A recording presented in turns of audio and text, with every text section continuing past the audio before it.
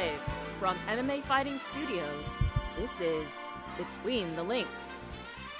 And now, your host, Mike Heck. The iconic voice of Esther Lynn welcomes you to a brand new edition of BTL. Happy Thursday to us all. We are in rare times, my friends. We are in a week without a UFC event. We're coming off of Noche UFC.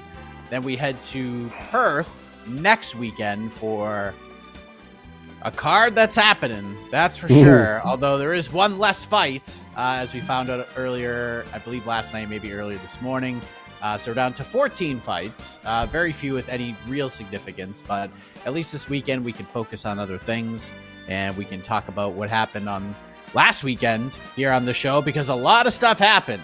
And joining me to discuss all of these topics that are going to be brought to us by you, the wonderful BTL community from MMAfighting.com, the one and only Jose Youngs, my fellow New Englander, my fellow Red Sox fan. How are you, sir? I'm great. Apparently the Red Sox are allergic to getting hits with runners in scoring position, but we pulled one out of our asses yesterday against the A's of all teams. So get ready to for a very stressed out Jose Youngs these next, 10, 11 days. Because if we make the playoffs and lose to the Yankees potentially in the wild card, I'm going to be a sad boy and might have a mental breakdown, but we persevere. We do persevere. Speaking of perseverance, back from Las Vegas, back from a crazy fight week for Canelo versus Crawford. Boots on the ground was one and only Casey Leiden, who was back in the chair. How are you, sir? Welcome. How was Las Vegas? How was the fights? Pretty chill. It was very chill. It was a UFC kind of run boxing event, which means it's going to be highly produced and highly regimented. So it was a bit boring.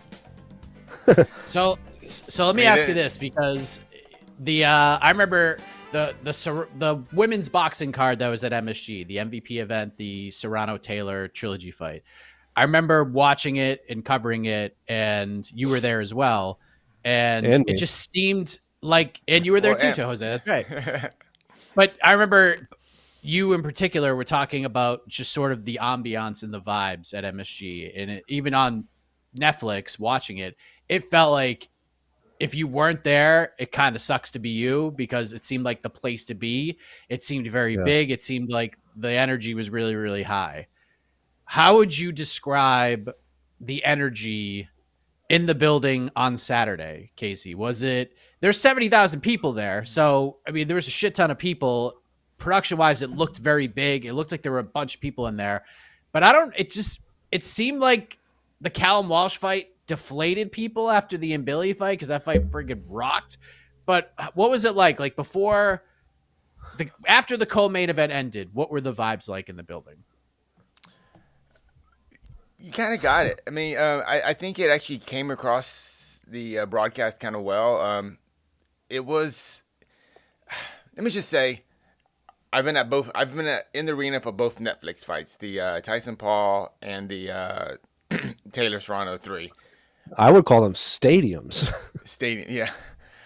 Both those two previous events, MVP fights, they felt there was more energy. There was just more energy, even though Canelo-Crawford clearly was like the more important fight in terms of just the boxing historians or whatever. Like, we're gonna remember this fight. This is a very important fight. Serrano-Taylor was important too, but this fight, no, obviously 2 pound for pound, right there. It just felt different. I didn't like it. I mean, it wasn't bad, but it didn't have that big boxing feel. Obviously, there were a lot of people there, and the people were, they were excited to be there. But like, just the ambience of the arena, the spectacle in the arena just wasn't there. But the main event delivered, so that's kind of all that mattered. But the TKO production, I don't know. It was adequate for a show that big, but it did not blow me away. Yeah, I would love to be a fly on the wall throughout that fight week with Dana White and Turkey and all of that, just to see how annoying it was. Because like I've seen Eddie Hearn do a couple of interviews this week, and he was essentially asked about working with Turkey and if Turkey and Dana can get along, and Eddie basically was like, yeah, but you have to be willing to give up everything. You have to be willing to be like, here's my suggestion, and then Turkey tell you to basically go F yourself. We're doing it this way. And you have to be able to sort of swallow that and deal with it, because he's putting up all the money. This is his event. Like, he invited Dana in to be the promoter and sort of be the face of it all. But this is a Riyadh season card. Like, this is a Turkey card. I think the Fight Week vibes felt very UFC-ish because it was the same. They played the same notes. It was media day Wednesday, and then the press conference Thursday, and then ceremonial weigh-ins on Friday. It just felt very UFC-ish. One of the weirdest parts of the week, and no one really saw it because there was nothing to show in a sense. For big boxing events, they don't do this in MMA. They have grand arrivals. I don't know if Jose knows about this. And usually what grand arrivals are, I've gone to lots of them for all the Mayweather, all the previous Canelo fights at, they say the MGM or whatever.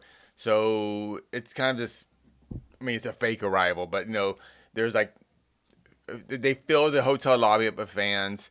They have usually whatever, just a big backdrop and everything. The bands are playing, and they come in, they get on stage, they wave at the crowd, do a little shadow boxing for fun, and they kind of leave. And that's what was on the schedule for this last Tuesday. But it wasn't. It was just like this weird. It was just a red carpet, as if it was like before a big award show. Like, it just, all the media and everyone there was just kind of confused. Like, wait, this isn't a grand arrival. This is just, I don't know what it was, a red carpet event.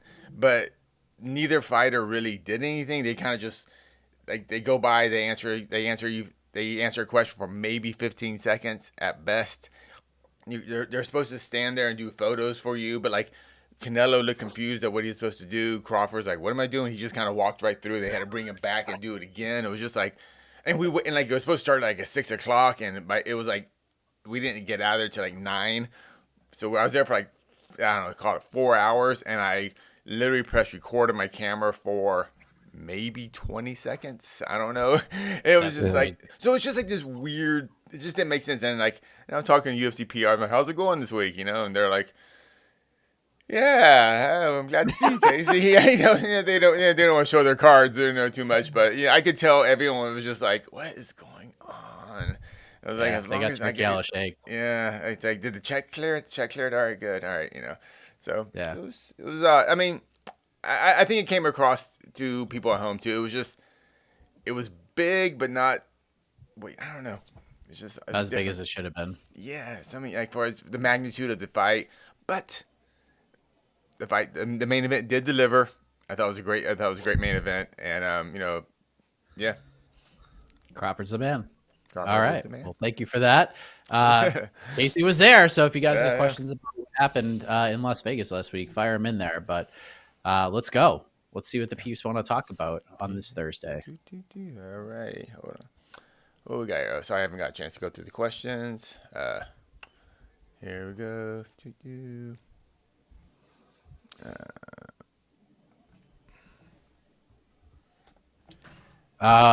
Worship, will we see a day where boxing events have UFC-esque pacing? I don't know. Jose, what do you think? Like, how would you... Jed and I were doing the watch party on Saturday, so, I mean, we noticed that things were very, very slow, especially between the co-main event and the main event. I don't know who threw out there that the main event walks are going to start at 11 p.m. Eastern, because that was a choice, because we were 2 hours behind if that was the case. But how would you compare the pacing of this event to like other boxing events that you've covered? That's a good question. It's weird because I've covered, like, Casey's I don't even assume Casey's definitely covered more massive boxing events than me, but in the last few years I've covered the Times Square event, which I can't compare to anything because that was the strangest fight week I've ever experienced. Misfits, which I certainly can't compare to anything, and then a bunch of tank fights and Ryan Garcia fights that happened in the Barclays Center. So the pacing was probably more comparable to that at the Barclays. Misfits was actually pretty on point with like their fight week schedule and ring walks and everything when I was actually there. And then, like I said, the Times Square circus was a circus. I don't I don't even know how to put that into words, but I wasn't annoyed by the pacing because that's what I expected, because I've watched enough boxing and I've been around Dana enough that when he complained, like we all knew that Dana wasn't calling the shots. It was probably Turkey and Riyadh season. So everyone kept posting that clip of Dana saying it at like one of the various post-fight press conferences he did, where he was complaining about the pacing of boxing and how they quote unquote they do a whole podcast between fights, and everyone thought because Dana was quote unquote promoting this card that the pacing would be faster. I'm like, y'all haven't been around Turkey or Dana enough, because Dana's not running the show. It's very clearly Turkey. So and me and you, Mike, did a watch party for Ngannou Tyson Fury, and I think it was like 4 hours for 2 fights or something like that. So anything's better than that. I mean, I wasn't annoyed or angry or confused, because it is exactly what I thought was going to happen. So I was like, yeah, it's someone made a good point where they should have just done the last 2 fights on Netflix, or just the last one, because the whole Netflix is built around Canelo-Crawford starting at like 9 p.m. or whatever. So when you tune in at 9 p.m., all of a sudden you have 5 total fights. You're confused. Like, people might not know, that have never watched boxing before, might want to tune in to check it out. And they go, wait, I have to wait 2 hours to see the fight that you guys have been promoting. Then they would be confused, or they have to sit through a little bit of a grind. Also, the Taylor Serrano fight that Casey and I were at had way better fights before the main card. Like the Bumgardner fight was sick. The who beat Savannah Marshall? I am blanking on her name. Shadeza, right? She won? Yeah, that was actually a really good fight. Yeah. That was just, like, those back-to-back sick fights. The 2 fights leading up to, well, I think the Callum fight kind of sucks the energy out for sure. It did. We haven't talked about that yet. I was trying to keep it. Yeah, I'm super curious. Yeah. I wanted to see what the crowd was like for that. There's also both Taylor Serrano fights on Netflix and the Jake Paul fight were on Friday nights. I bet there are more people that stay at home and plan around a Friday night fight rather than wasting their whole Saturday night, if that makes sense. Yeah, 41 million people, I think, was the number. I mean, that's a lot. There's a lot of people in Mexico tuned in. Pretty good. Sure. I knew I got a lot of shit in the old IG DMs for being like, this thing ain't gonna do half of what Jake Paul Mike Tyson did, and like, oh, you guys are crazy. It's a generational fight. It's wild. And 41's great. Like, that's actually better than I thought it was gonna be. That's kind of what we all said on the was it the preview show or Between the Links? I think it was BTL. Yeah. I think like anything under 30 would have been a disaster, but yeah, I thought we'd be like 35, which still would have been a good number. But a little over 40 is pretty good. But I knew it wasn't going to do 50. Like, that's a big ass number. That's a huge friggin' number, 50 something million. But Casey, talk about the deflation of the co-main event and what it did, because honestly, like, Jose's right. Like, this could have been a 3-fight Netflix card. Callum should have been the first fight, and then you do Billy Martinez. And if you went Billy Martinez as the co-main event, which any boxing enthusiast at all knew, like, why is this not the co-main event? Like, these are 2 high-level guys. This is a title fight in the same division that the friggin' main event is in. Like, people very high on Billy Martinez just showed out. Like, if you went from that fight into that main event, I think, honestly, the vibes coming out of it would have been much higher. But Billy Martinez rocked, and then we go into Callum Walsh and Fernando Vargas Jr., which, if you watched it, this was a hand-picked fight for sure. Yeah. Callum Walsh looked 3 weight classes bigger than this dude, and just kind of, he's not even the best Vargas. He's not even the best Vargas child fighting.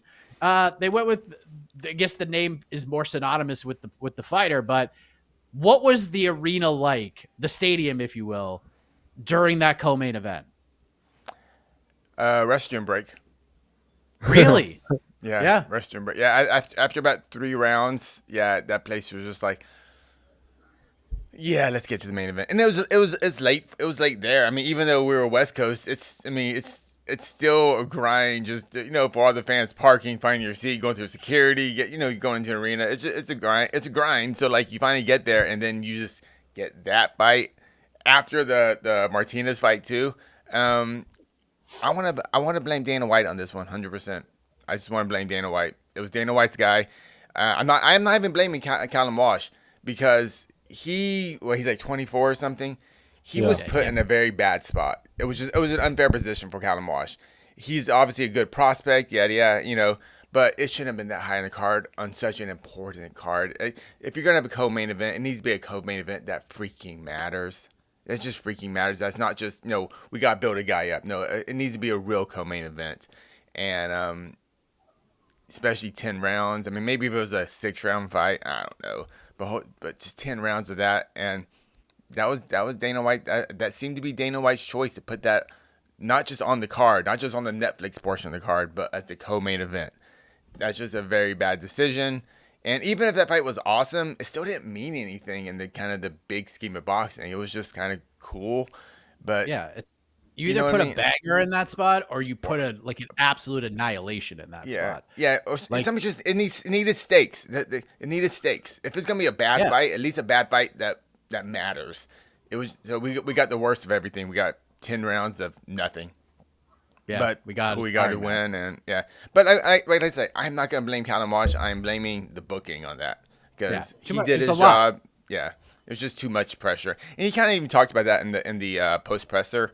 Walsh was talking about like it was just like an overwhelming fight week for him, and I get that, and it's so it was just bad, but I'll go back to it. What I said before.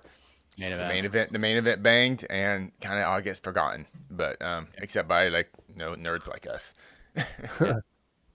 All right. Thank you much. Because even like we were talking about, last thing I'll say on this is like Mayweather McGregor had Tank in the co-main, and then like Taylor Serrano was the co-main for Jake Paul and Tyson, and then we had Alicia Baumgartner coming back after a long time fighting someone and then I am very upset at myself. I can't remember her name, but the person that Alicia Baumgartner was supposed to just crush did not get crushed. That was a sick fight, like I said. So those are co-main events. Live and learn. We live and You're learn. muted, I think, Casey. Yeah. Yeah, we're moving on. All right, we got some super chats. Thank you, everyone, for super chats. Oh, we kind of answered this, but we'll see. Slito. Is less than 50 million viewers considered a disaster? Not on a Saturday. No. I think under 30 would have been, but I think 50 would have been like 50 would have been. I'd be celebrating the shit out of 50. Like that is huge. Like that is a way bigger number than I even expected. 41 was better than I expected, so they should be very happy about that. I don't think people understand. 50 million people. 50 million. Is that 50 people? 50 million. Like I guess people who streamed it, and no one's watching this alone. This is like kind of a group event. I can tell you what. Number. Incredible. People in Mexico do not watch boxing by themselves. There's usually like 20. There's like 20 people in the room. It's a party. It's usually on, and there's about 30, 40 people huddled around a small TV.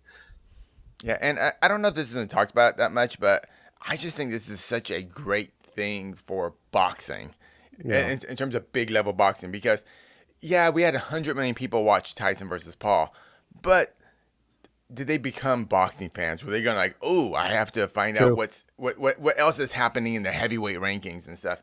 Like, I didn't really realize that till I came home and I talked to some of my neighbors, and they were like, were you guys in Vegas? Because they know what I do. You guys in Vegas? They're like, oh yeah, we were there. They're like, oh yeah, we saw the fight. It was so good. They were just talking about how the main event was so good. And and they're not like combat sports people, and they were just like, I thought that was just really interesting. It's like, oh, cool. They were like, yeah. I was like, man, like I didn't know. They've heard of Canelo, kind of loosely, but they didn't know who Crawford was. But they kind of watched the countdown show. They felt the hype during the build-up of the broadcast, and I just think that's really important for big boxing. And I think it was just a great night for boxing because I think that does create new fans because this wasn't behind a paywall. Other than Netflix, you didn't pay because normally this is like an $80, $90 fight, maybe $100 fight if this is a straight pay-per-view. I think that kind of gets forgotten. We saw a fight you normally have to pay $100 for in your home. You could see it for essentially a subscription fee, and I think that's in the grand scheme of things. I think that's such a good thing for boxing, and just people just watching big fights. Because you hear about these Canelo fights, but like, I'm not gonna pay $70 to see Canelo versus Mungia or something like that. But you got $100 pay per view. You got to watch it for essentially free, and it's just a great night for boxing, I think. Yeah, because people coming up to you and saying, "Wow, I love that main event." That was not the vibes coming out back in November when Jake Paul and Mike Tyson fought each other. Like, not at all. It was great for Serrano and Taylor because everyone got to watch those two fight, and that fight was unbelievable. It was an incredible fight. So at least like it was great that was a great night for women's boxing. Yeah, it was a bad night for boxing because 100 million people tuned in to watch Jake Paul and Mike Tyson and saw a horrific fight. So it just kind of depends on. I mean, you find your wins where you can get them, but I think overall the overall sentiment, positivity is more on the Canelo Crawford fight than the Jake Paul Mike Tyson fight by a lot. Even though, less people watched it, which is okay. What's another fight that you think is big enough that could be on Netflix next? Like if they did this again, that's not a rematch, like a new fight in boxing. Jake Paul versus Jake Paul versus David. Based on what we're talking about, where like this was really good for boxing, like a fight that is realistic would make sense because Jake Paul versus Adore people would watch. Yeah, I know. I'm joking. I think if they did like Shakur versus Haney or Shakur versus Garcia, one of those, something in that like, or like Tank versus Shakur would be a sick fight. I think it'll be Tank versus someone up there. But I think it would have to be because this one was big because Crawford is getting his shot, and is he the best? And Canelo's established, like because the Lamont Roach fight was weird, but that's not gonna. I don't think that's big enough for Netflix. Like a Ryan Garcia, like a Tank versus Shakur, or the Haney Garcia rematch. Like those would be interesting. Teofimo versus someone in America, though. I don't know how big that would be in America because that's like Netflix is worldwide. Yeah, I mean you're not wrong. But I think that fight has to be more on your end though. Yeah, Gervonta maybe I think people truly underestimate how over Gervonta is in the United States. Yeah, 100%. Do you think the next one is the rematch Canelo Crawford 2? I kind of feel like they're going to run this one back. I mean, that would make sense for rematches. Way to go. I was talking like if this was something new. Yeah. Like Teofimo, Ryan Garcia, I think could do it because those dudes talk so much. And then having Bill Haney and then Tio's dad up on the stage together, oh my God, they would sell the fight. Them. They would have to have their own press conference. The dads. Yeah. The Gervonta rematch could be pretty big. Which one? His face. The guy who should be fighting right now. Why is his name escaping? Lamont Roach. Yeah. I mean, I don't know how big that would be though, because that fight should happen, but I also think that should happen in Brooklyn where the first fight happened. Yeah, that would be. You would definitely need the right promotional backing for that to be able to tell the story between those two guys. Ryan Garcia is very popular on the internet. It would be great to see Inoue in a spot like this, but I don't think he's going to do big on Netflix. Yeah. Him as a co-main event, I think would work. Yeah. If you did like maybe more of a kind of a double main event, double kind of co-main event where it's like two fight instead of one giant fight, more like two really good fights, like Roach versus Lamont. Like if you did like Tio versus something like that, Tio and Haney as the main, and then like Inoue versus like. I'm not sure. You have to. Nakatani is probably the number 2 guy. Well, and I think that's actually a fight that they're 1-2, and I think I'm pretty sure Nakatani's undefeated. That would be sick. Yeah, you're not wrong. That would be sick. We were talking. Hey, not look at the conversations we're stepping up. So it's a good day. So to answer your question, Slito, no. No, this is a win. If they do Canelo Crawford 2 on Netflix, I hope Benavidez is in the co-main against against like special. Beterbiev or Bivol or something. Ah, yeah. Okay, there we go. Yeah. Yeah, I was. Yeah. I know. I was forgetting a whole group of guys. Because I was like, Canelo Benavidez is still a sick fight. That's not a headliner, I think, for Netflix. But Canelo's if you not going to stick, fight him anyways. no, you stick Benavidez in the co-main of a Canelo fight, and he gets like the eyeballs on, because he is a monster and he deserves to have that spotlight. Yeah, I love that idea. all right. Thank you, Sleeto. I mean, the super chat. And Well, and you got to throw in Billy Martinez too as the Yep. opening fight. That's the 3 fights there. toughest snowflake. Is Ilia too old now to pursue a full pro boxing career? At what level would you think he'd compete, and would he make more money than in the UFC? Jose, I'll throw this to you. Is Ilia too old now to pursue a full pro boxing career? At what level would you think he'd compete, and would he make more money in boxing than in the UFC? Depends on who's paying. If this is Zuffa Boxing, no. He's No. probably getting the same paycheck. If this is Turkey, I'm sure he would get more just based off of what we've seen. I mean, Canelo's getting over 100 million allegedly. So even like 20 million is probably more than he's getting in the UFC. Is he too old to pursue a full boxing career? I don't think he's ever talked about just pursuing boxing. I think he wants to do boxing. I don't think he's going to quit MMA. How old is he? 28, 27, something like that? Yeah. He's a big enough name in MMA that if he gets in this hypothetical world, he goes full into MMA. Okay. We are talking very hypothetical. I'm not saying this is going to happen, nor do I want this to happen.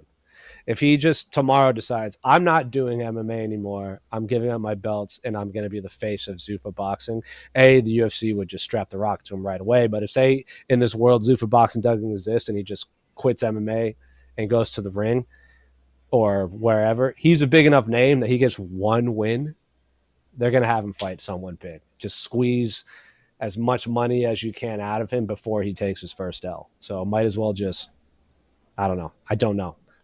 So I don't think he's too old, but I don't think he's ever talked about quitting MMA to do pro boxing.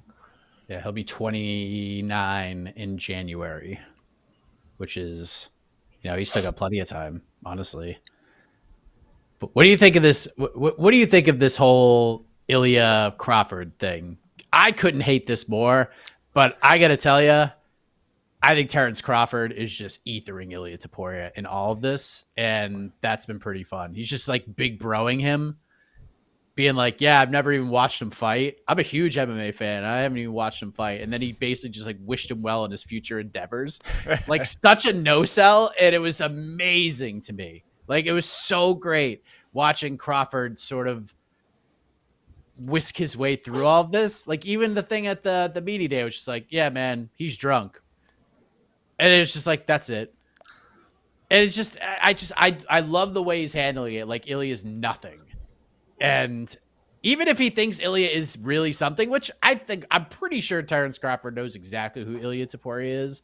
I'm pretty sure he's watched Ilia fight in the UFC multiple times, but just the way, and so nonchalantly the way he's doing it. Like if I'm Ilia Topuria, I'm like livid about this, that he's getting no-sold. I think it's great what Crawford's doing, but the idea of Ilia Topuria versus Terence Crawford is friggin' insane, right? Yes. No, you're correct. You're correct. Yeah. Okay. Yeah. I hate it. It's boring. It looks bad on. I mean, I'm worried about the image of MMA, but it just looks desperate.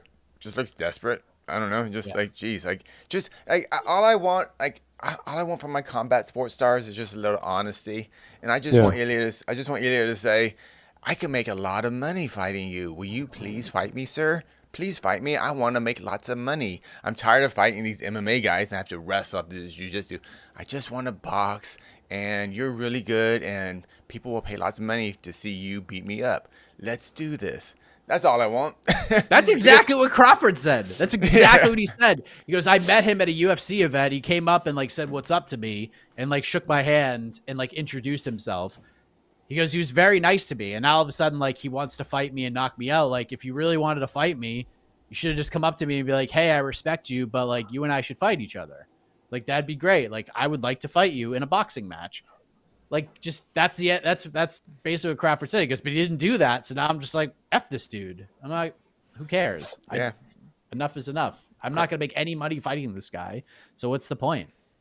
Yeah. So And Crawford just doesn't seem like that type of guy that's gonna like, all right, he's not Mayweather. He's not gonna fake. No, He's not like at he all. can't fake. He's like he can't fake it to sell a fight. It's just not who he is, and that's good because we don't want another Mayweather. We want a Terence Crawford, you know. And Crawford's like, don't you dare compare Ilia Topuria to Conor McGregor. They're not even the same. Yeah. They're not even the same stratosphere. I was like, ooh, Ilia's gonna hate that shit too. Yeah, well played. Yeah, just so well played. Yeah,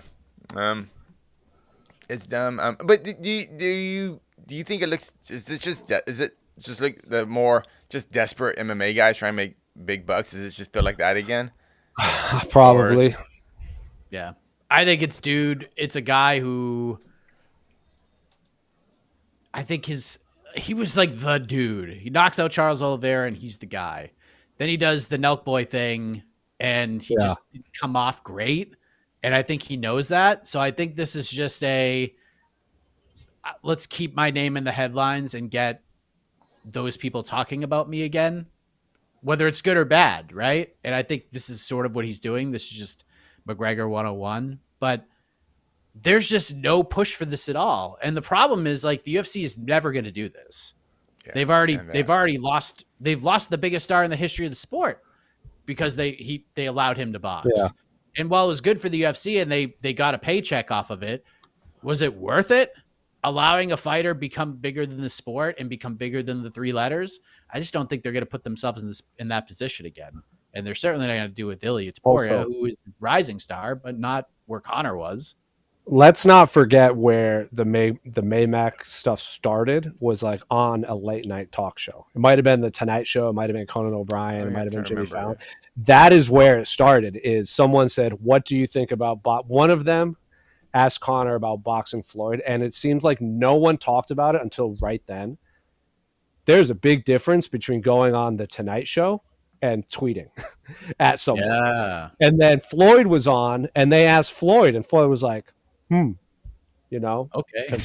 Because people started talking about it. It's like people started talking about it and that's how it became a thing because it was, I know there's a lot of late night news in the world right now and we're going to have 2 less late night shows in like a year from now already, which is, I don't have to get into. Yeah. There's a big difference between like how many like late night shows even 10 years ago were like the biggest thing. You go on there, you're a big deal. Has a UFC champion ever been on since then? Like Ronda, Conor, John Jones has never been on as far as I know. Not that I remember. Ronda has, Conor has. Has anyone else? Did Holly go on after she knocked out Ronda? No. She wasn't like on every morning show, but she was on lots of shows. Yeah, she was. Maybe, but like, yeah, I'm not sure about the late night but shows, like morning shows, right? But she wasn't like I think Nate wasn't he? Nate, I have this hazy memory of him being on something. But we're not seeing that now. Like Alessandro Pantoja is not going on like Jimmy Fallon or Jimmy Kimmel, either one. Like it's different. Yeah, Kimbo was on Jimmy Kimmel. You know, dude, Kimbo. That was like a big moment in combat sports. Kimbo on Jimmy Kimmel. That was the thing. You know. Well, Kimbo's also the biggest MMA star after Conor McGregor right now, and he's been dead for how many years? And he's still probably top 5. Him and Chuck Liddell are still probably top 5. Yeah. Yeah. If you ask a complete non-fan who's never watched the sport, like who's the Mount Rushmore of MMA? They're like, Chuck Liddell, Brock Lesnar, Kimbo definitely. You know, like Conor, it's just funny how. 100%. Great point. All right. Thank you, Toughest Snowflake. All right. What else we got here? We didn't talk about this. Oh God. Maybe the last thing about the Canelo-Crawford. Has anyone figured out why half of Tool is there? That was a nice little surprise. I was not ready for that. It was a surprise, but there was no payoff. It was just like, what is this? And then wow. And then they went to like a mariachi band, and they went to like some singers, and like I was just cool, but like what? It just made I felt like I felt like the guys just called on, like, hey, Danny, can we get some tickets? They're like, yeah, but can you bring your guitar and drum set? Like, sure, but it's only half of us. Like, whatever. I mean, I don't have. Is there a connection to Crawford? I have no idea why half the Tool was playing. I don't know. I have absolutely no idea. Okay, I thought I missed something. I was like, what's silly? I was like, Crawford's walking to Tool. I was like, he's gonna walk. Yeah, that's what I thought too. I was like, right now, what are we doing? Yeah. And then him walking out to Ilia's song, or his song, I guess, for that night.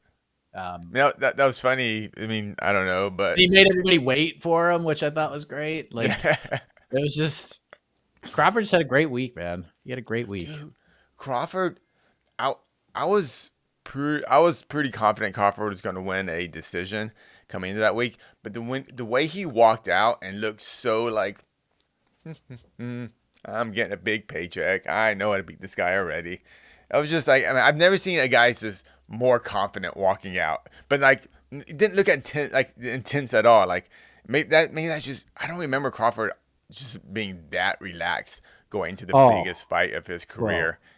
It's just, it was fun to watch. It was really one of my favorite favorite things is to watch especially when he fights like Eddie Hearn fighters.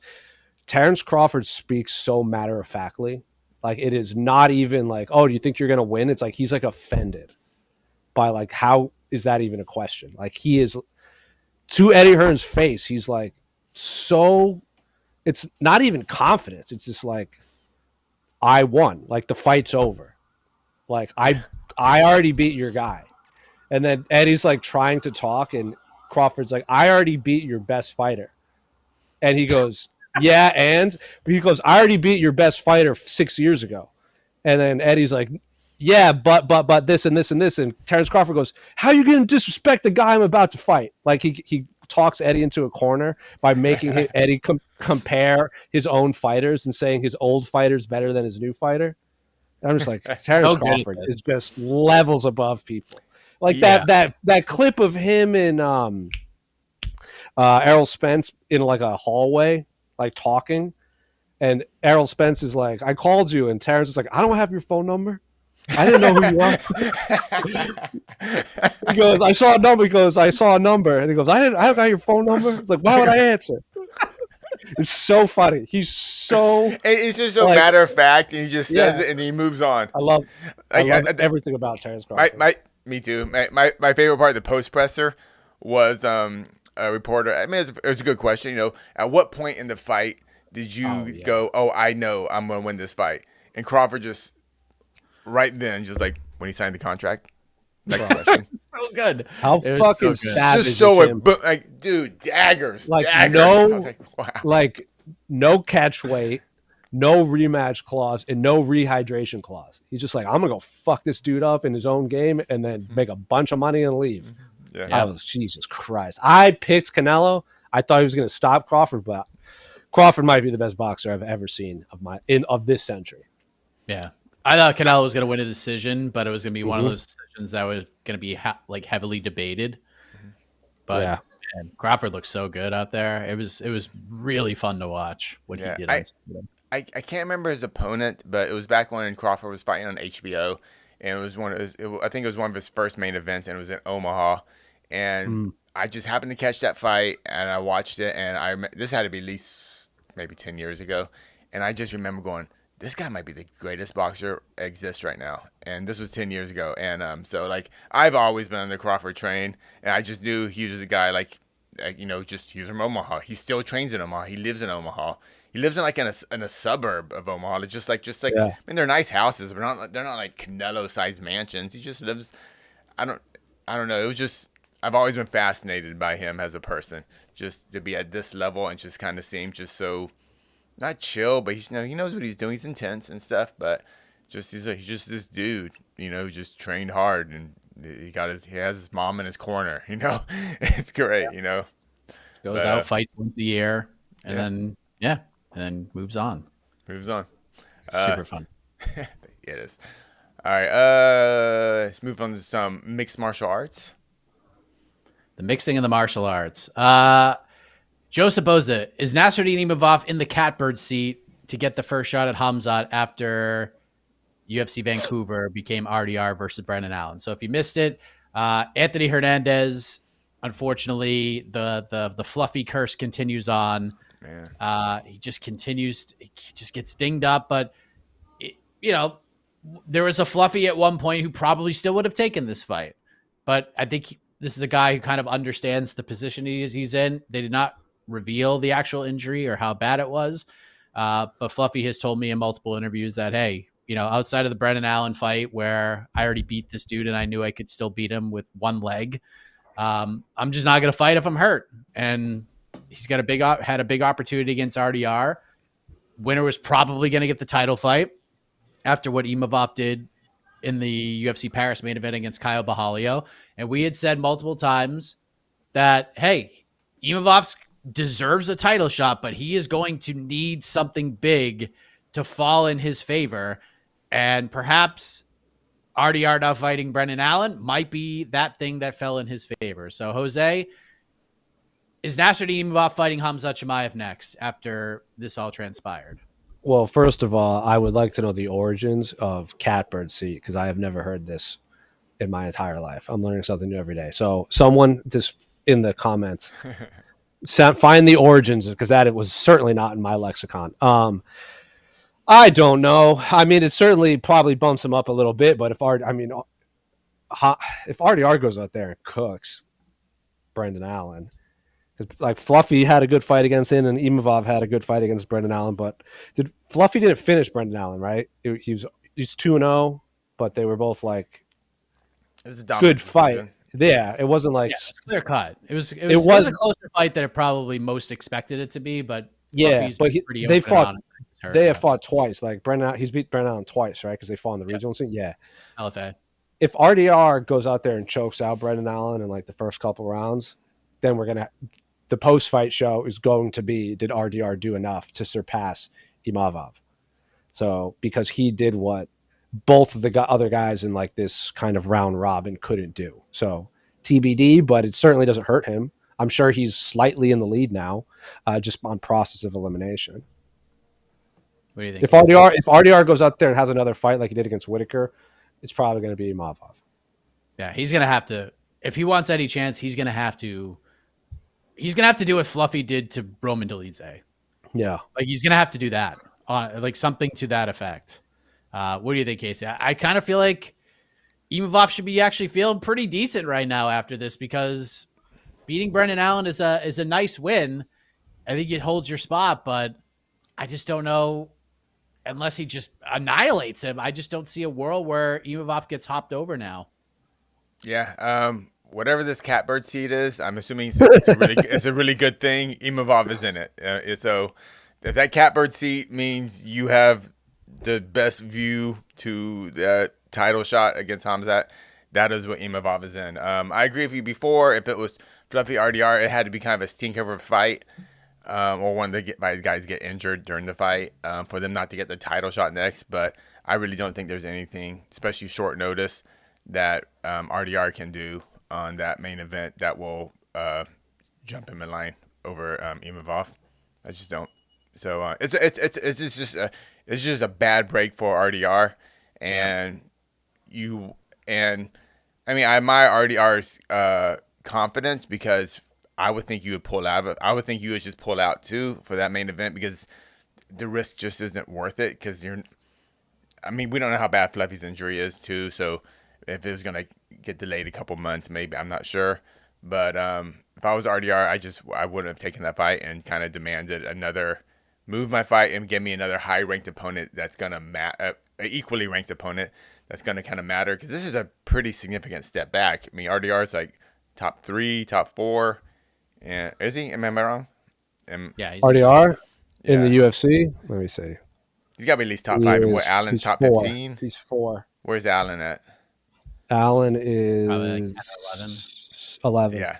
Yeah. So that's a big jump back for a title contender to go from a top 5 opponent to a top 15 opponent.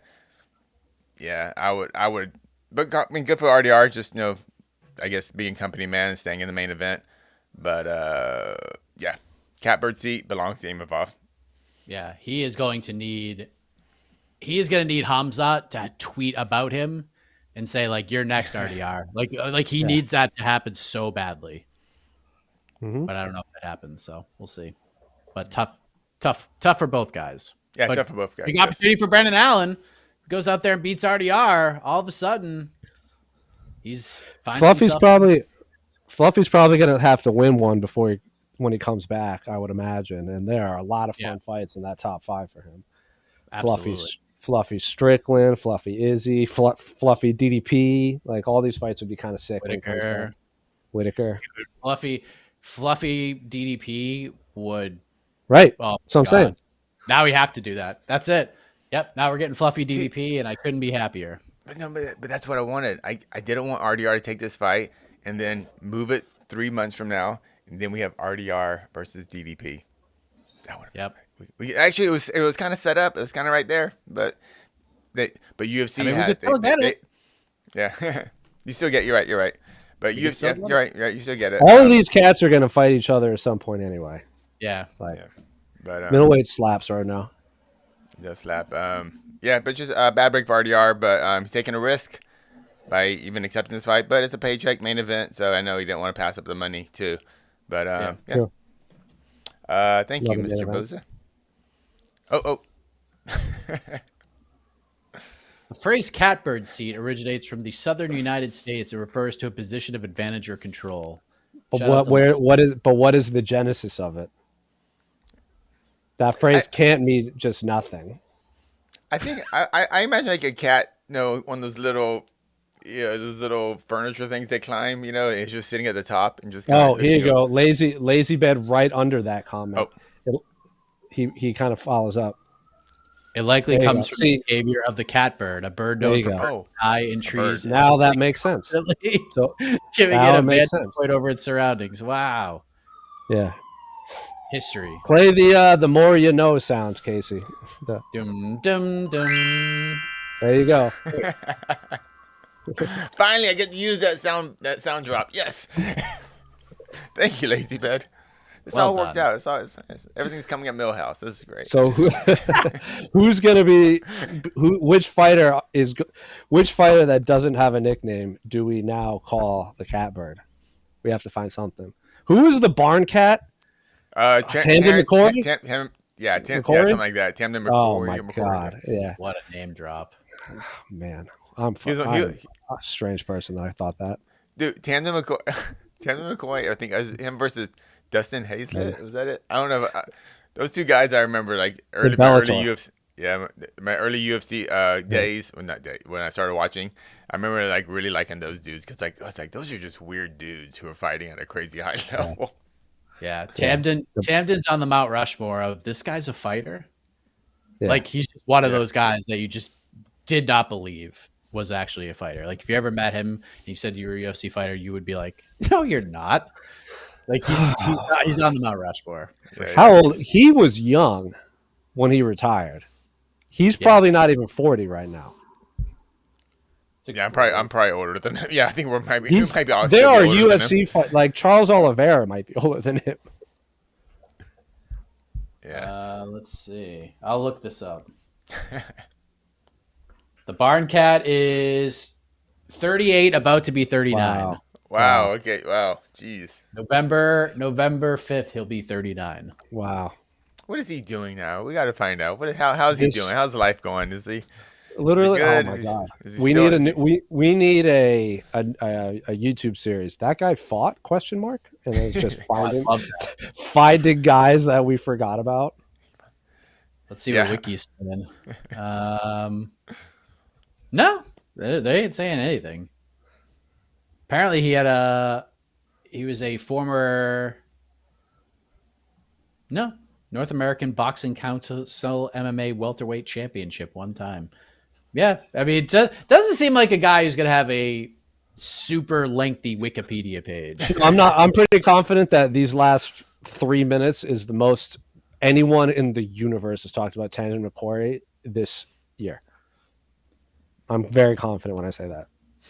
Yeah, he was in the UFC he had 9 fights in the UFC, and had a stint in Bellator in between it. That's right. So But he had like 7 years between like not in the UFC, and then he took like a bunch of time off, fought in Bellator, and then went back to the UFC. Like it was weird. He took 5 years. He lost a splitty to John Howard at UFC 101, and then didn't fight again for 5 years, and he knocked out Brennan Ward in 21 seconds. Wow.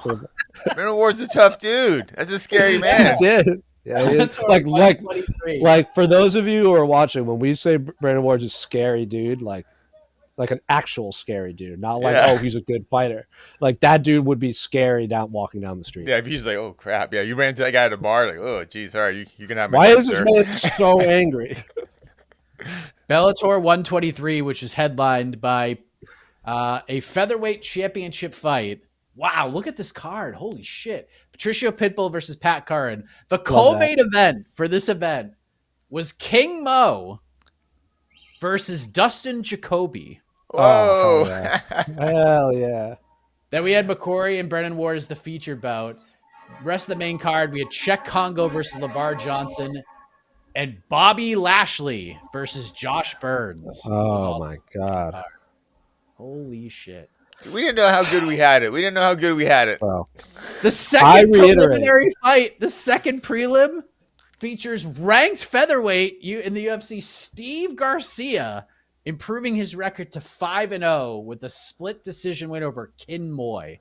Wow, what an event.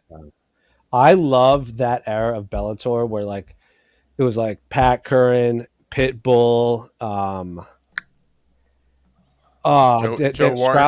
Joe Warren, Daniel Strauss, Daniel Strauss. Yeah, Daniel Strauss, yeah. Like they all fought each other like 4 times each. Darian Caldwell. Yeah, but Strauss, Pitbull, Warren, all these guys. Pitbull, Curran. Warren, Curran, like they one of them would win, and then the losers and winners would face each other, and the winners of that would then rematch. So you would have this weird, and then Eduardo Dantas was doing his thing down in bantamweight. What a golden time for MMA. I reiterate, UFC 200 this is going to be a pull for all my comic book fans. UFC 200 is the Crisis on Infinite Earth of MMA, where there is an actual line that separates the golden or silver age and the modern age. That is my spiel about comic books for the day. I was gonna say people will. I know, dude. It's like right here. Right. Boom. It's like right here. Whoa. Who's the Barry Allen of the MMA world? We'll say it together. 1, 2. I actually have no idea who that answer is. Probably Kimbo because they both passed away. So there you go. Kimbo, yeah. Clip this one off. That's our clip. That's a social clip right there. 4 people would get that reference. We're going viral, baby. We're going viral. Tandon McCory, Crisis on Infinite Earth references. BTL is back, baby. We're so back. We have the best comparisons in all of the land. Thank you, Lazy Bed. Birds. We got a lot of more questions. People asking where do these common metaphors? What do you got to say? Come from? Like, this. What is the genesis of kill 2 birds with 1 stone? Good question. Lazy Bed. Tandon McCory probably knows. Yeah. Oh yeah. I feel like if we're gonna have a trophy for most middleweight, it's going to be Tandon McCory. By the way, like it's going to be a trophy of him that we hand out. I mean, him and Krzysztof Jotko are gonna have to fight. That's true. Did they fight? Please tell me they fought. That would be unbelievable. He can still, dude. He's only 30. He's not even 40. He can still make a run. That's true. Oh, he can do it. Tandon McCory lost to Krzysztof Jotko in 2016. It's Krzysztof Jotko. Rematch. There's your Vancouver main event. There's your Vancouver main event right there. Let's go. He beat Krzysztof Jotko. Beat Tandon McCory in 59 seconds at UFC Ottawa. Run it back. Wow. That was a fluke. It was a fluke victory. Early stoppage. We know it. Early stoppage. It was a flash knockout. He was still good to go. These guys deserve better. He wants to go out in the shield. Run it back. Yeah. Christoph Jocko is the reason for the middleweight title. Yeah, that Always determined. like- I mean, He was always the 16th ranked middleweight, and it was like a fight where it was like, all right, he's fighting to keep his number 16 ranking, and all of his fights went exactly the same. They were just like grimy, not thrilling middleweight fights. And then he met Brendan Allen, and everything changed. And Brendan Allen was the middleweight champion by proxy. Brendan Allen's not allowed to win in Vancouver because he's not allowed, because then he'll have to give up his belt for middleweight. He can't win. Yeah, Right. He can't be that high AK ranked. fought me on it. AK was like, Brendan Allen can't be the middleweight champion. And I kept saying, like, he has to be. Like, look at the run he's on right now. Like, if we strip him of this belt, like, he's going to lose. And sure enough, when we officially were like, yeah, he can't be the middleweight champion anymore, he lost like 2 fights in a row. So I blame AK for that one. Oh, Jesus Christ. Lazy Bed, the phrase to kill two I love birds everything about this. originates from ancient Greece, specifically tied to the myth of Daedalus, who reputedly killed 2 birds with a single stone. This I knew was a Greek, something of Greek history. Always is. Yep, always is. Thank you, Lazy Lazy Bed. Bed. UFC. Let's bring back the nicknames for the events. UFC 320, Daedalus. Oh yeah, it should be definitely that. Master of the Universe Classic. Guys, I want to make the show fun for you too. We've had a great time, by the way. So have a good debate on the best baked potato toppings. I asked Jeff Neal this exact question. And what did he say? He liked baked loaded with like bacon and sour cream and everything. Bacon, cheese, sour cream. I think bacon and cheese is it. I am not a sour cream guy at all. Me neither. I hate sour cream. Me neither. I'm not opposed to it, but I never want it. Yeah, never want it. It's always Casey, you grew up in Texas. It's basically it's like when a baby is born, that's what the formula is. Yeah. You just give them a bottle of ranch mixed with sour cream. I had so many loaded baked potatoes in college because Yeah. it would fill you up for a good 12 hours, and it was only like $6 or whatever. And yeah, they put like some barbecue in it, lots of sour cream, lots of butter. I wasn't big into chives, but I can handle a little bit. But so I'm a fully loaded guy, and it fills you up for the whole day. And when you're only have like $20 in your wallet to spend all week. Totally. So yeah, baked potatoes were great. I'm boring. I like just pepper or red pepper flakes. That is boring. Now, if you give me baked potato with all kinds of like nonsense in it, I will still eat it. But if someone goes, "What do you want in your baked potato?" It's crack it open, just put pepper and red pepper flakes in it. That's all I want. And then I eat the, what do you call it? the skin. The skin. I eat the skin. I eat skin too. I nibble on the skin. I don't finish my plate. There'll still be some skin left, but I'm not afraid. Yeah, to eat some. If it's like New England dinner and you can only like put butter on your baked potato, then I want to eat the skin. Are there any potatoes, like the ways to cook them, you don't like? That you don't like? No. I've had this exact conversation so many times in my life. I've even asked if anyone watches anything but fighting. One of the questions I ask is, what is your favorite form of consumption for potato or eggs? And most people say fries or mashed for potatoes. Mashed. But I will eat literally any genre of potato. My least favorite is scalloped. I can do it. I can do it. I too. can eat it. I'll eat it, but it's not my favorite. I have been out to You eat can mess with it. You Casey. can mess up. You can mess up scalloped potatoes. Sure. You can You mess really up. can. Yeah. I've been out to eat with Casey enough times to know that the safest bet for him is any form of potato. Yeah. I think that's fair. That is fair. Yeah. I remember when we were for the BMF fight, we watched the Astros lose the World Series in the lobby of your hotel. Yeah. And I went to get food, and you were like, "Can you get me something?" And on the whole way, I'm like, "I don't know what Casey will eat," so I just got an extra large plate of French fries, and you were like, "Oh, perfect," and that was all you wanted.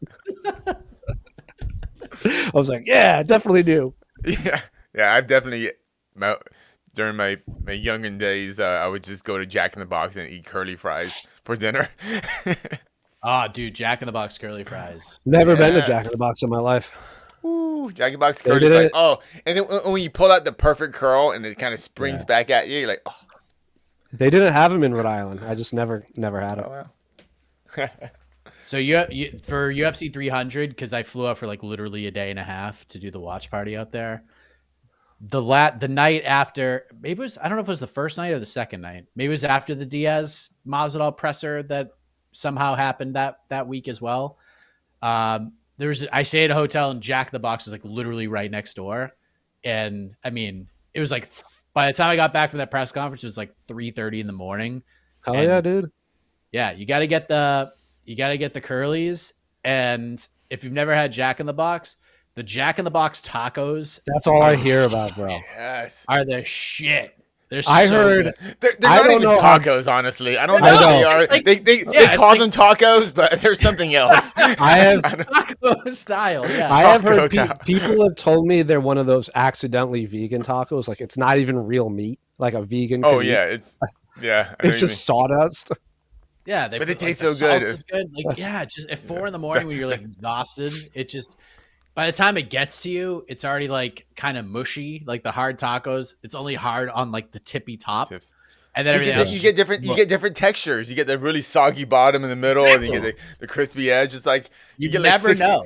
You get 6 meals in one. You get you get. And you have no idea what's inside. And the first bite is gonna be like, oh, it's like steaming, boiling, like mush in there. I'm not sure what it is. It's worth it. Yeah, it's like 2 for 99 cents. It's Yeah. God. I do miss the days when I didn't care about my health. I miss it. I would agree. I was like, oh, now I gotta think about my health and all that crap Yeah. all the time. It sucks. I gotta eat eggs. Damn it. I know. I'm eating like yeah. hard-boiled eggs in the morning now for like just to get my protein and keep my carbs down. You Like, still oh, drinking that like liquid paste that all No, the time?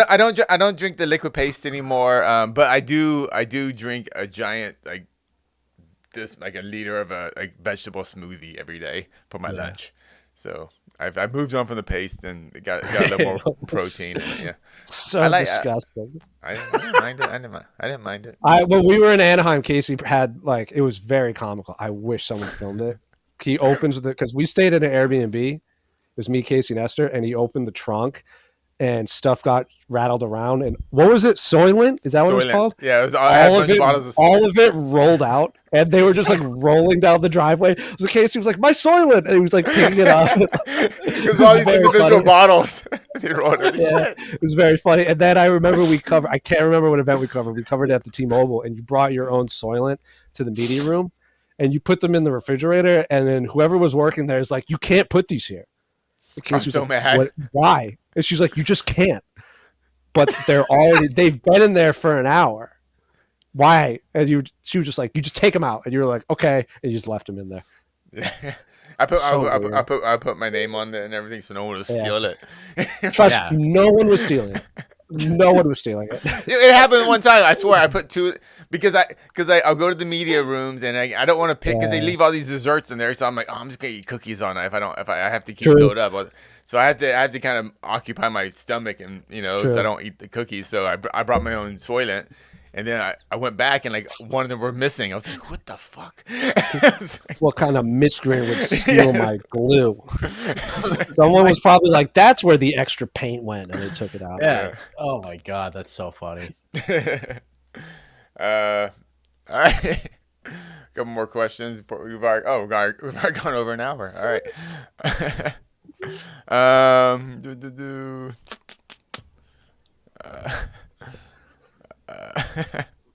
Baked potato questions. What do we got here? Oh yeah, it's like real quick about this. I thought this was a kind of a topic to talk about a little bit.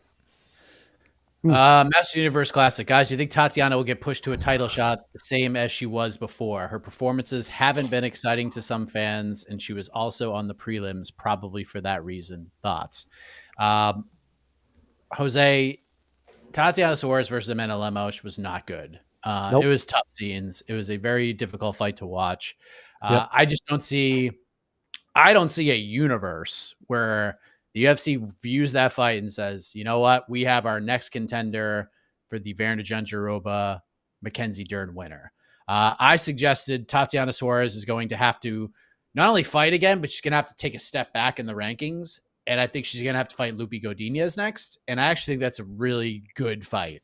Yeah. I'm actually very intrigued by that matchup because I think from a physicality standpoint, I think Lupi can actually hang in there pretty good with Tatiana. She's a great wrestler, a great grappler. So this thing could end up just being like a striking match and kind of get weird and wild. And I kind of like that. So I just don't see a world where she gets a title shot. How do you think the UFC sort of views her, and what's her path back to a title fight? Is it one fight, two? What are you thinking? I think it really depends on timeline of when fighters want to fight and where they want to go. I would imagine if the UFC does a pay-per-view in Los Angeles and say in this world Mackenzie Dern beats Fernand Jandiroba, I think Mackenzie Dern versus Tatiana Suarez is probably a perfect fight for an LA, especially for a Paramount card, because they've been trying to make that fight for a long time before. If she win, I do agree with you. The Lupi fight would be sick if timeline matched up, because Lupi likes to stay very active.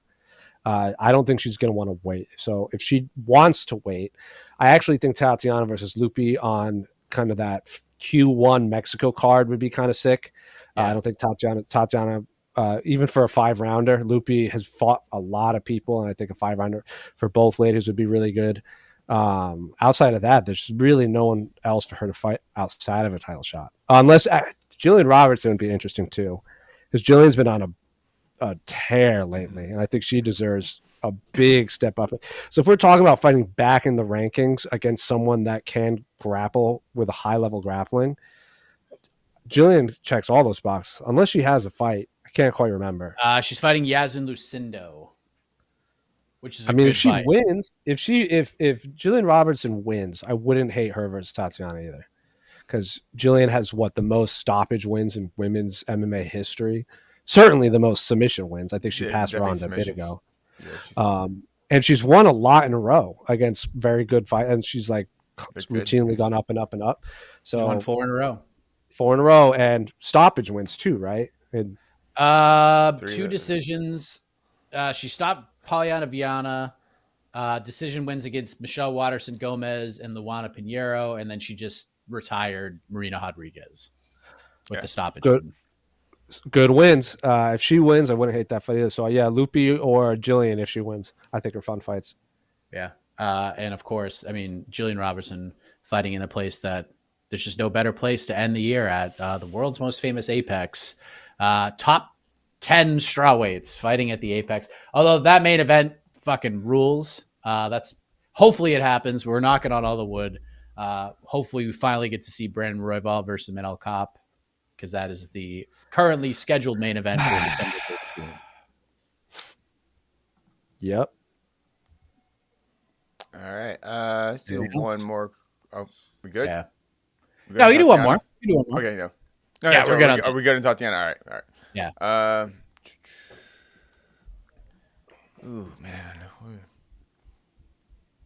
Yeah, it was a tough night for Tatiana. I left that fight thinking she could never be, like, if she fought Zhang Weili 1,000 times, she'd lose every single one of them. Oh. So she's got to evolve her game quite a bit. Yeah. Because even Lemos had some as well. She was great at, but Lemos had some pretty sick reversals and submission attempts that Tatiana got out, but there were some, like, Lemos lost. I don't think it is by no means a close fight, but like she had some moments in there. I was like, if this was Weili reversing third round, I'm like, that's what I was saying. Like, if this was maybe a step up from Amanda Lemos, and this was like a Weili pulled these transitions, I don't know how this night would have gone for Tatiana. It would have been really bad. Yeah, it would have been worse than the first fight. Yeah, and honestly, I actually thought you could make a case Lemos won that fight, because nothing happened in the second round. Like, literally nothing. It was a battle against the fence, and the only significant moment of that round was Lemos with the standing ghillie. Like, she jumped on her back and like had her in a tight ghillie, and the horn saved her. I don't know if it saved her, but it just, the aesthetics of it was like, okay, how do you even score a round where nothing happens? It was that same. It was that same choke she tried on Weili that looked really tight for a second. Yeah. So, I don't know. All right. Thank you much. And last question. Oh, where'd it go? I lost it. Dang it. I hit it. Crap. Oh, here it is. Better movie, Adventures in Babysitting or Don't Tell Mom the Babysitter's Dead? Oh my God. What a question. I'm not going to lie. Nope. All right. I haven't seen either in forever. I'm trying. I've watched them, but man, I'm trying to bring back. I remember the cover. I remember the VHS covers.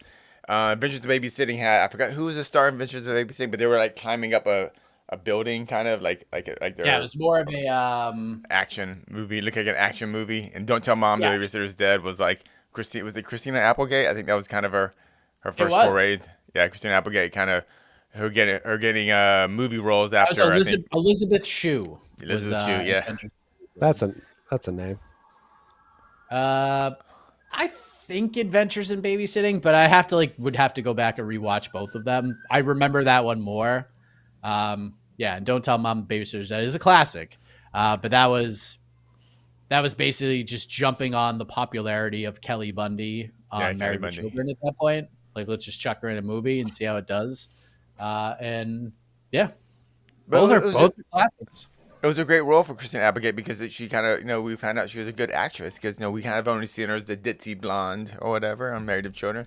Turns out she's a well-versed actress. So, yeah. Yeah, what a career she's had. She's had a great career. She's been doing 4 decades at least. 4 decades doing it. Thank you, Elizabeth. That was a fun trip down memory lane. And one more for Jose in particular. Oh, boy. No. Have you seen the new Demon Slayer movie yet? No, I think I'm going to go maybe tomorrow. I want to go see him, and I'll probably watch Demon Slayer right after. So I might do a double feature. So that'll be fun. I'm going to see him. Yeah, it's gotten really bad. I heard. It's gotten really bad reviews. Terrible. Yeah, really? Like terrible reviews. Because Jordan Peele, I don't like how they did the marketing. He did it. Jordan Peele didn't write it or direct it. He's just the producer. Production company, yeah. Yeah, it's just Monkey Paw Productions. He has no creative input to it. Oh, so everyone's like, "Oh, this is Jordan Peele's movie." I'm like, "Not really." Yeah, I mean, it's just Jordan Peele presents. Yeah, he's part of the team that greenlit it, but I mean, I don't know. Which is crazy because, or I don't know the inner work. But his company or his production company won the bidding for the script. Oh, okay, something like that, yeah.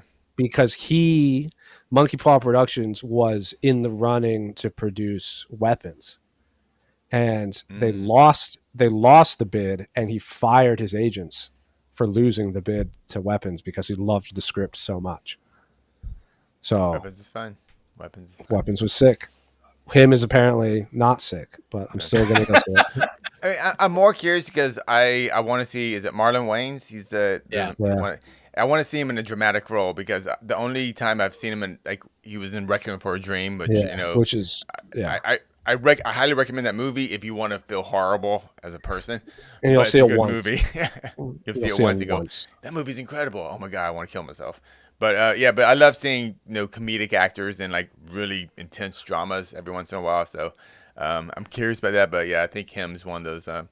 Looking at the reviews, I'll wait for it to stream. I might see. I'm gonna go see Demon Slayer. So, because remember the last Demon Slayer, I think, this might have changed in the last 7 days, but the original Demon Slayer is the highest grossing anime movie ever in Japan. It passed Spirited Away during its run, and the second highest earning anime movie in Japan is the second Demon Slayer movie. So it owns the top 2 spots. So yeah, I'll see it. All right, and we good? I think we're good. Good. Well, this has been the Tamden McCory Hour. Yes. Yeah. Maybe we'll bring Tamden on next week. Who the hell knows? Geez, don't tease me with a good time. Yes. I wonder what Tamden's up to. I haven't interviewed him in about a decade. So we love you, Tom. Tom Gerbasi passed away. Our very good friend. Genuinely one of the few people in my life I can say no one had a bad thing to say about. Just one of the best. one of the greatest human beings you will have ever met in MMA. Yeah, rest in peace, Tom Gerbasi. Just terrible news, but yeah, tough to leave you with that, but that's what's happening. Casey for Jose, I am Mike back next week. Good night, everybody. This has been Between the Links, an MMA fighting production on the Vox Media Network.